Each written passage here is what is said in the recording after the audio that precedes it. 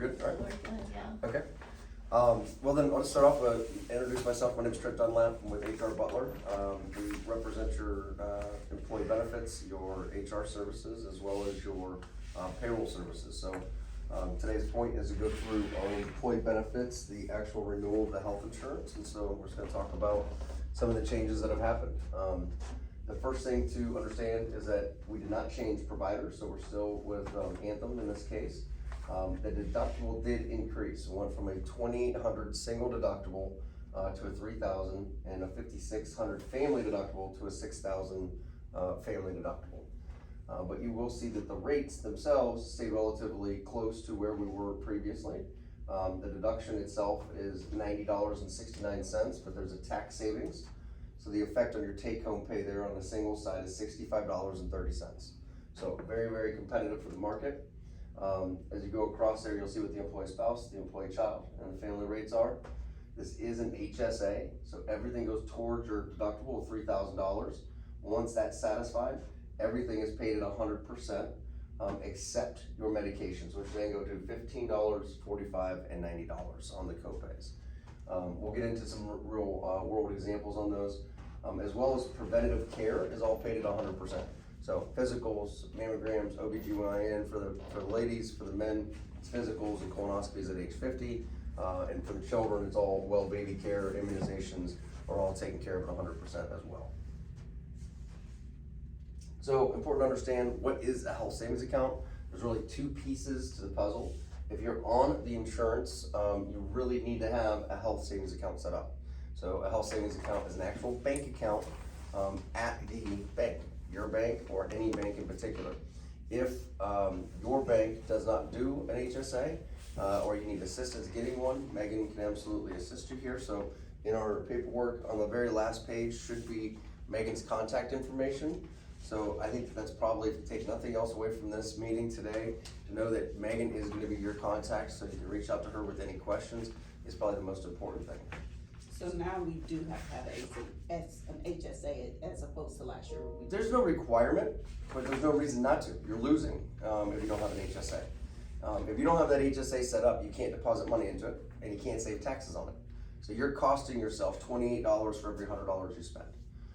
So on every $1,000, that's $280. So it's a big deal to have that HSA set up for anything medically necessary. So the tax savings that you quoted previously is with the HSA? You can only get it by putting money into the HSA and then using that money out of the HSA to pay for those expenses. Yeah. So for example, if I go to my primary care doctor, it's about $50 to see that primary care. If I go to my specialist, it's about $100 to see that specialist. If I pay for it out of my HSA, that really costs me a net $72. So really important to make sure we're utilizing that money. So the health savings account, again, two pieces, the insurance and then our actual health savings account, right? And then we want it linked to payroll so that we can have payroll move money right into it. So you can say, hey, Lori, can you have me set up for a $100 contribution to my HSA?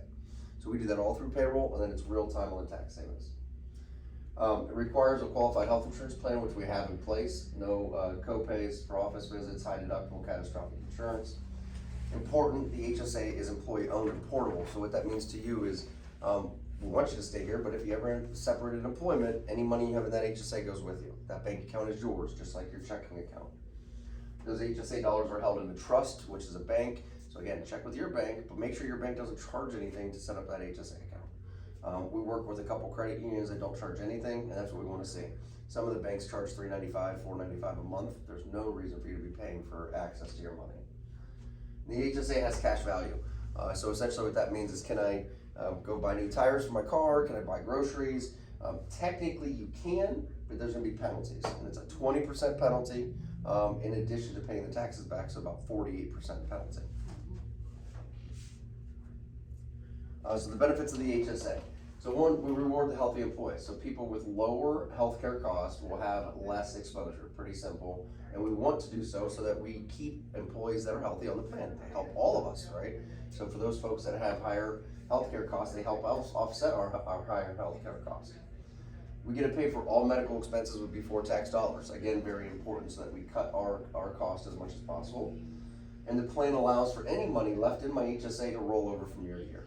So don't be afraid to put money in there. It's yours and it doesn't leave you, right? So those are two really important things. If we happen to have a child that is not on our dependent, right? So if it's my son lives with my wife or my ex-wife, I'm able to pay for deductible, for co-pays, so forth for that child. Okay. If I am living with of my child's mother, I can use it for their co-pays, their deductible, so forth. If we're not married, so some neat things that we can use the tool for. HSA dollars will always remain tax-free as long as they're used on medical expenses, qualified medical expenses, primarily doctor's visits, hospital stays, any in or outpatient surgeries, and medications. Now there's a number of things that fall outside of that do not affect our deductible, things like dental care, vision, eyeglasses, contact lenses that I can use my HSA dollars for, that does not necessarily go towards my deductible. You can save your HSA funds in your HSA account. You can roll those over from year to year, and once you typically hit 5,000, it depends on your bank, they allow you to roll it into with an IRA, so you can utilize that too for a retirement tool. At what point can you roll into an IRA? Typically $5,000. Okay. That's a bank question. Yeah. So wherever you're banking at will really kind of guide you. Okay. Kemba is $5,000, I know that, and that's one of the credit unions we use because it's, again, no cost. Okay. So for everything good Uncle Sam gives us, there's usually limitations to what they do. So you're gonna see here in 2023, calendar year 2023, so January through December, I can put up to $3,850 into that HSA. And so we have people say, hey, my deductible is $3,000, why would I put any more? Well, because you can use it for other things. You can put it in for retirement, you can use it for your eyeglasses, you can use it for dental. I have little kids, believe it or not, 7 and 4. So I know braces are probably coming up in the future, so we're trying to save away for that. It's just a tool to be able to plan ahead and use this money for those things. Family contribution, $77.50. Both of those in 2024 increases, you'll see here. So if we're over 55, we're also allowed to do an additional 1,000 to any of these amounts. Okay, so it's a way, again, just to be able to sock more money away into that HSA. A couple quick things. So we get the question that what happens if I spend more than what I was able to put into my HSA? And just to keep the numbers simple, let's say I put $2,000 into my HSA, but I spent $6,000, right? Or whether that was because I paid for braces or I had LASIK eye surgery or whatever the case is. As years go on, as long as I track that, I can continue to put money into my HSA and take money out of my HSA and pay myself back. Okay, so the point is that I would never spend anything on qualified medical expenses outside of my pocket, so it's all coming from that HSA account. I had to pay for it up front somehow, whether it went on a credit card or came out of my checking account, whatever that was, and then I can pay myself back through my HSA for any of those expenses. Well, reporting is required, so there is a little bit more work on your end, right? So you need to track what are you spending this money on, how much did you spend, and so forth. So we really help you with most of that. So the bank's gonna give you a form that tells you how much money you put into your bank account. The bank's gonna give you a form that tells you how much you took out of your bank account. The reporting is all done on your W-2 for what we deposited into your HSA. The question really becomes if there's ever an HSA audit or a true audit of your taxes, where were that money spent?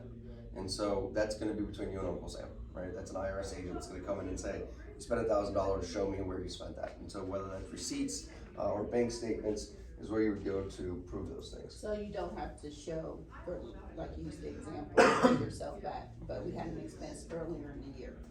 Yeah. So we would need to tie those two together. Correct, that is exactly right.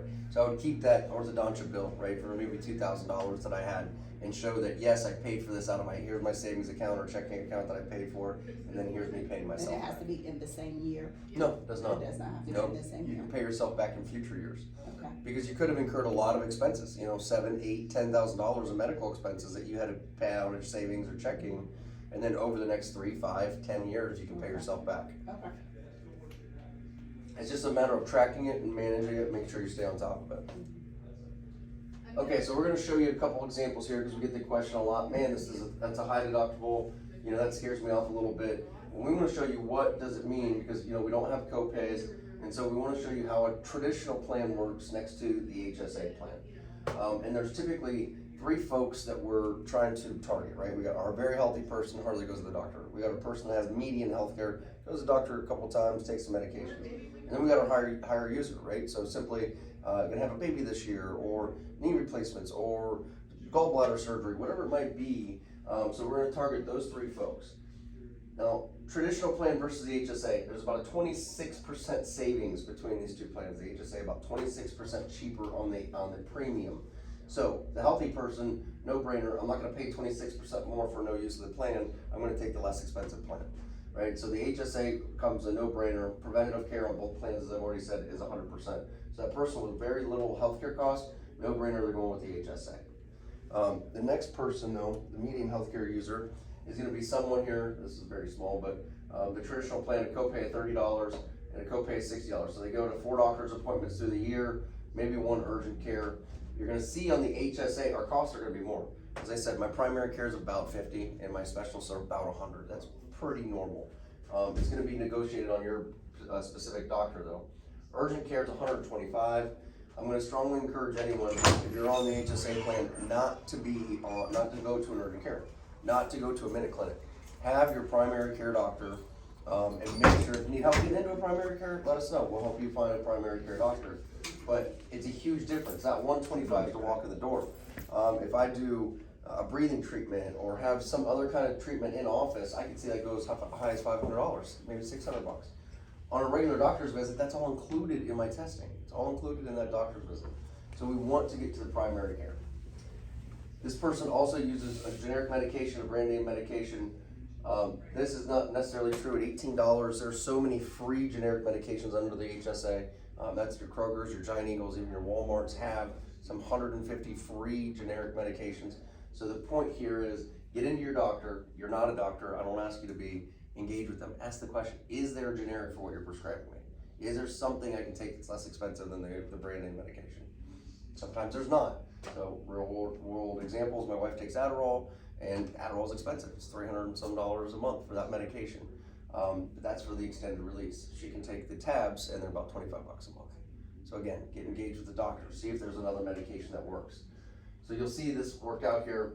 $915 for our out-of-pocket on our traditional. And on the HSA, we incurred $1,581. After tax, it's about $1,138. So that median person, if we stop the example there, comes out a little bit behind the traditional plan. But the beautiful part about the HSA is coming, right?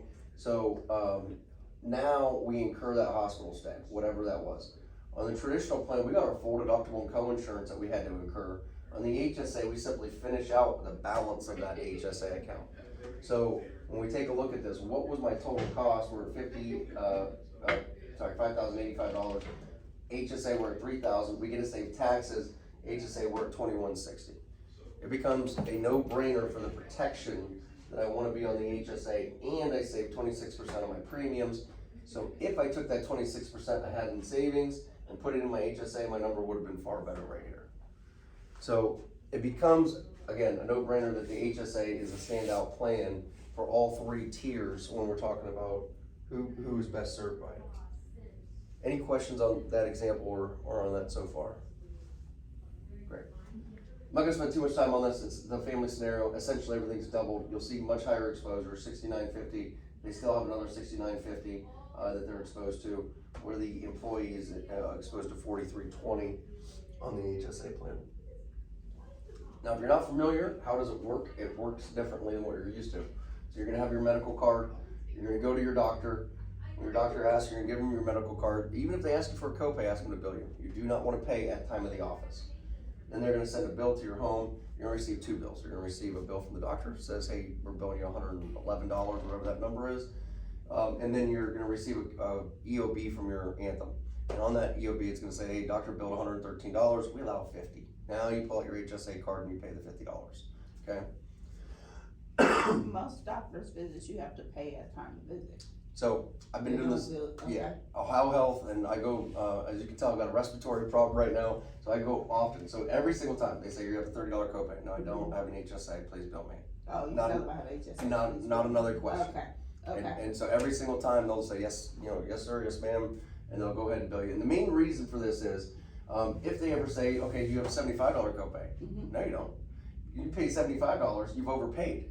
Now you have to work with that doctor to recollect that money back. So as soon as you tell them that you want to be billed for it and that you're on an HSA, they will absolutely bill you. And if you have a problem with that, let us know, right? Because we want to understand from that doctor what happened. I can tell you Ohio Health, Mount Carmel, and OSU, you shouldn't have any problems. But if you're going to a smaller doctor that's maybe not in one of those networks, maybe they are demanding it. Now we wanna understand that so we can have the carrier contact them. Okay, Because technically with an HSA, you do not have to pay at time of visit. okay. And So- on your insurance card, it says HSA and it doesn't give a copay, so they're not going to ask you for one. If they do, please let us know. So now we pull out our card, we make the payment at time of visit. Medications definitely works differently. So I walk in, I'm gonna give my card, they're gonna adjudicate my bill right then and there. They know exactly what I owe before I take those medications and I go home.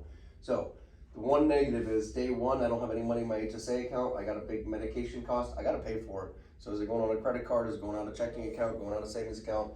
Be aware of this. But if we know we have a high cost medication, start putting money in that HSA right away, right? Whatever that is. If it's $50 to pay, if it's $100 to pay.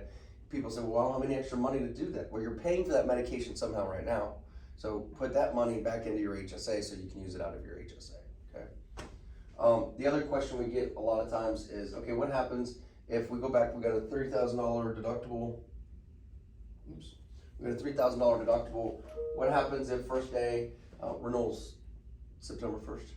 So what happens if September 2nd, Trent goes out, tears up his ACL, has to have surgery, he incurs a $3,000 deductible, he has no money in his account.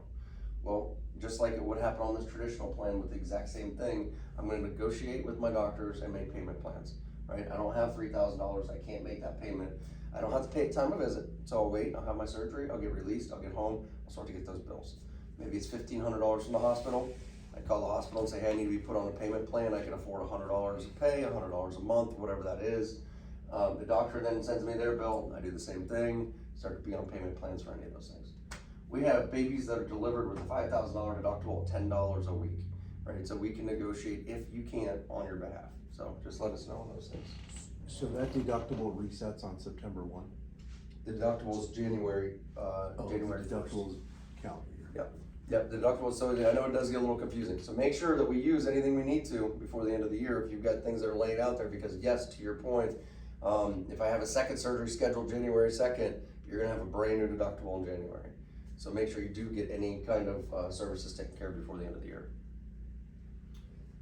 Eligible expenses, so this is gonna be outside of the deductible. If it hits the deductible, it qualifies on your HSA. That's an easy way to understand that. But there's many things outside of your deductible that do qualify. So things like chiropractors or, like I said, glasses or hearing aids and dental. The primary things that do not qualify are usually what we're gonna figure is gonna be the cosmetic surgeries, right? So we can't go beautifying ourselves, can't do hair plugs and all those good things. But we can do things like I said, the LASIK eye surgery, our orthodontia for our children. So any questions on the HSA and the medical plan itself? Good. Dental. Dental has got a great coverage here, so this is 180/50 policy. So preventative is gonna be 2 teeth cleanings, bite wings, panorama x-rays every single year, okay? Basic is gonna be sealants, fillings, and cavity type things. Major is gonna be essentially everything else. I told you a fib there, because basic, that's a big deal. Implants and crowns are covered underneath your basic, and dentures and bridges are covered underneath your basic. That's huge. Implants and crowns are at 80%. That's huge, yeah. Holy cow. I literally have a root canal and crown later today, so that's a big deal. Because they're pretty expensive, you know. I mean, like I just know this because it's happening right now. About $1,500 for a crown and a root canal. So that's a big deal that it's covered at 80% versus 50%. So your deduction on this is $12.56 for the employee only. Tax savings, you're actually $904 is leaving your paycheck to be on this insurance. You'll see your coverages as you go across the way there. It is capped at $1,000 annual max. So you can't really do much more than one crown or one cap or one root canal, but it's one of those things as we get older. Unfortunately, I found out that after 40, it seems like it's pretty much every year there's something going on. Whether I like it or not. Vision. So vision insurance, again, a great policy here. So everything is done at 12 months, which is a big deal for any of you who wear glasses, right? So that's your contacts, your frames, your lenses are all done at every 12 months. I believe we are at $150, yeah, $150 frame allowance, on here, and then up to $210 if it's considered medically necessary. Okay, any questions on the vision? Very inexpensive on the vision. Okay, so the next two policies are, I think, probably as important as the medical. Short-term and long-term, we're gonna have two separate slides, but we packaged it together. So short-term and long-term disability is income replacement. It's the only way you can have your income replaced, period. So do I think it's mandatory? I do. I feel that it is absolutely mandatory to be on. It's gonna replace 60% of your gross wages. If I make $1,000 a week, I'm gonna get $600 a week tax-free from the carrier, which is Guardian. That happens first day of accident, 8th day of illness. Okay, so if I go out, I use that same example, I tore my ACL up playing softball, date of accident. So if it happened Saturday, Monday I start getting paid. Okay, I won't get paid today, but I'll get paid at the end of the week, Friday, for that ACL surgery. 8th day of illness. The point of 8th day of illness is if we had it first day of illness, it would cost $1 million, right? Because every cold, flu, we would be getting paid for while we're out. So the point of 8th day is that we have typically a PTO policy at our employer. We use that PTO policy until we get to the 8th day of our sickness. Now that sickness is really anything. And COVID now is covered underneath disability. So if you're out, doctor related, it can't be because you decided to stay home. Doctor's got to say, hey man, he's got respiratory pneumonia, whatever it is, and he's been out for 14 days. 8 minus the 14 is what I'm going to get paid for. And that's days worked. Don't count weekends in there unless you work weekends. Again, benefit 60% up to $1,500 weekly. So it covers a pretty high income, and that's for the first 13 weeks. There is no pre-existing conditions, and maternity benefit falls underneath illness, so it'll be covered after the 8th day of illness, and it's 6 and 8 weeks. 6 and 8 weeks. So depending on the delivery method, will be covered. Excellent coverage. Again, I think everyone should have it. You know, the first question I ask anyone if they say I don't want it is, can you afford your car? Can you afford your mortgage? Can you afford your rent if you didn't get paid for 6 weeks? It's a pretty big deal, right? I know I can't. There's a reason I show up to work every day. Long-term disability, it's really the thing that we never want to think about. 72% of Americans will incur a short-term related event. That doesn't mean that they had coverage. It means that they were off for a longer period to have a short-term disability. 33% of Americans will have a long-term disability event. And so this is much more serious. When we start talking about this picks up at 90 days, rolls into your Social Security retirement age. I mean, we're talking more serious things that we never want to think about, but unfortunately those things happen to us, right? So I would much rather know that my wife and my kids and my home and my cars are all taken care of. So we bundle this together, and in your in your little packet there, you should be able to go right off your income, if you know what that is. And be able to either go buy off your hourly rate or your annual income, and you'll see exactly what the cost is, okay? There is no tax savings on that because we tax the deduction so that your benefit, so what you get when you're off, comes tax-free. And that's the big deal, is that you want the biggest amount of money when you're sitting at home trying to recover. Any questions on dental, vision, disability insurance?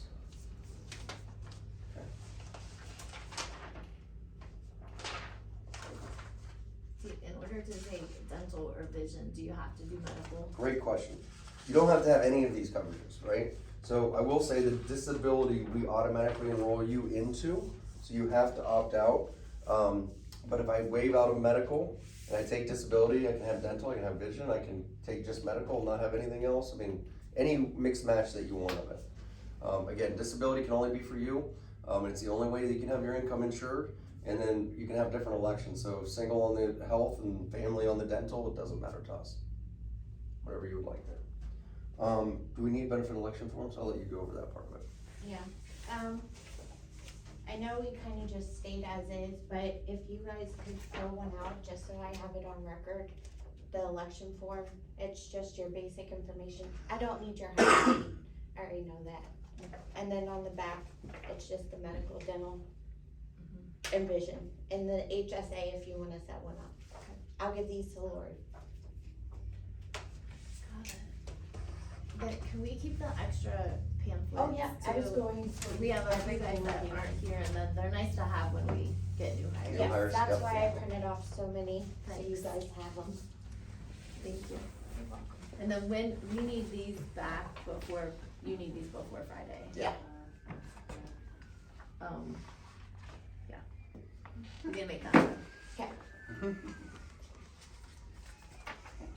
Awesome, thank you guys. Thank you so much.